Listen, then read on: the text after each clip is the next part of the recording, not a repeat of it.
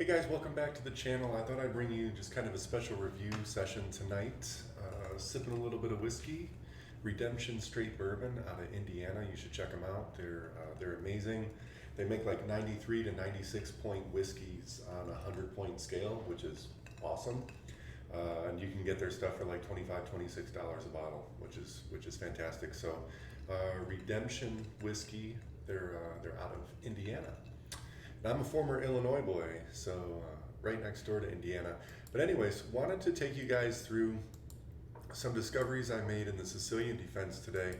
And I really like playing the Najdorf Sicilian with the move D6 here, and then after the trade, and you come out and attack the pawn, then we play A6.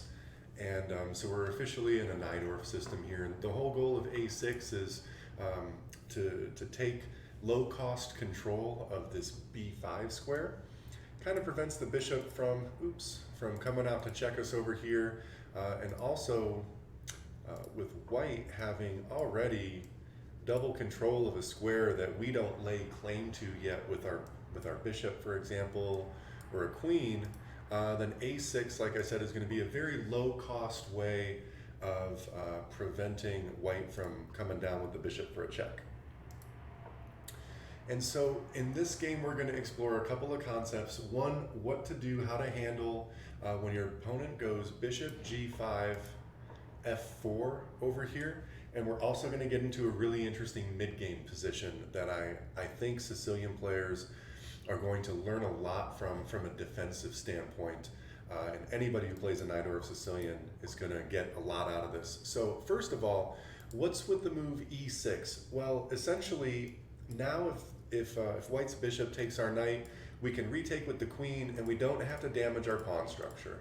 Okay, so that's very easy to understand. And now F4. F4 all of a sudden creates white being one move away from having complete control of the F5 square that we're going to have a really hard time fighting him for. We already have kind of double control of it, and we could gain triple control in some ways, but it's going to be very hard to do.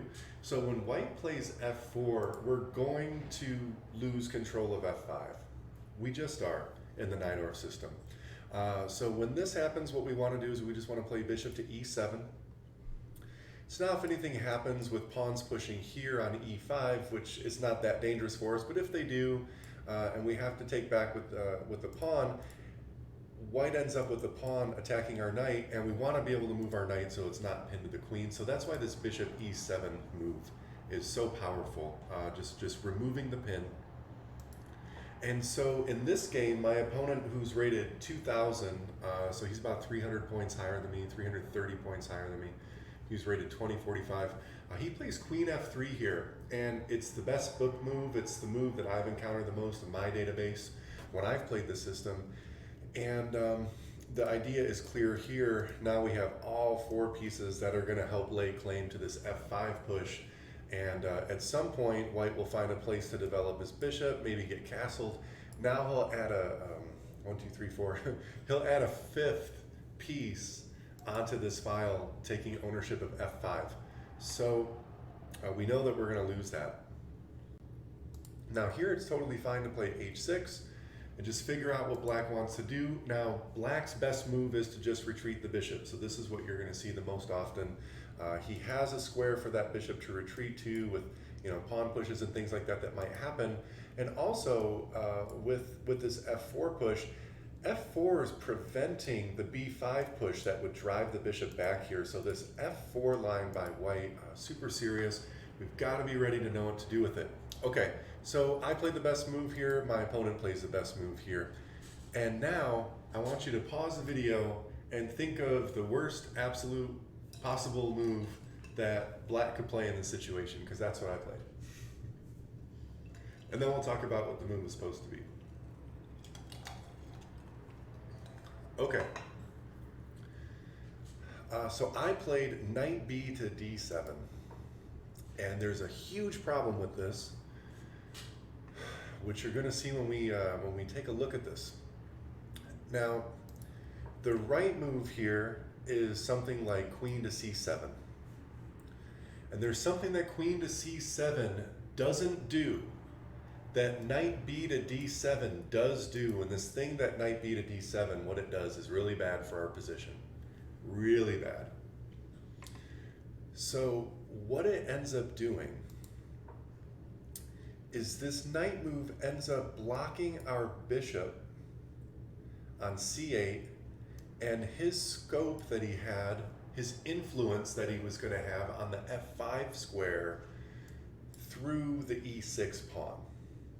Now that bishop is cut off, we went from having two pieces that have influence on this square down to just one.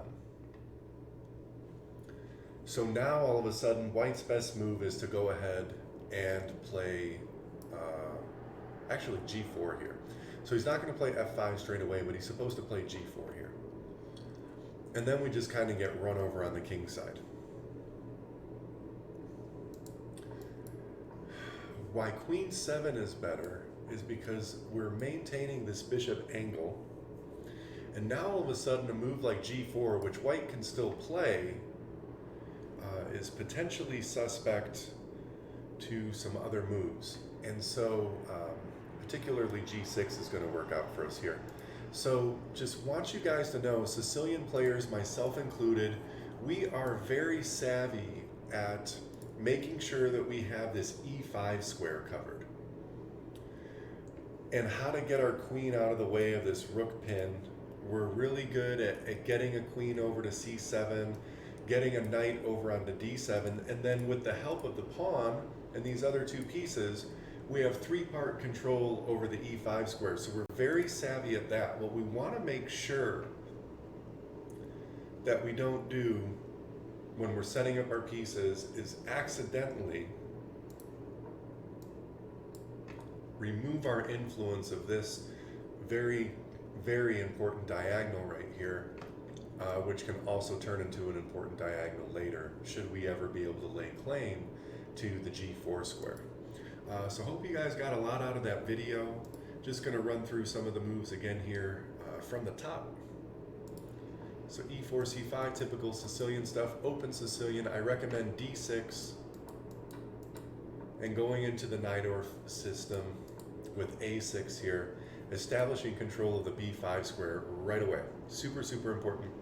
Then when the bishop comes out, vent it, because we don't want the bishop to be able to take here and ruin our pawn structure, for example. So we want to at least give our queen the ability to take back and keep our pawn structure intact. f4 coming.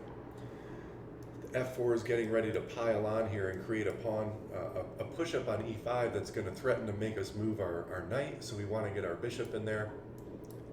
Threaten that bishop, just see if we can tickle him a little bit, and then go ahead and get castled here. And this is essentially what you're looking at. Your opponent will get castled as well, and then we basically just have to know in this position where white is so focused on control of the f5 square, not to block our c8 bishop in and take away his scope, and retain that as a defensive resource.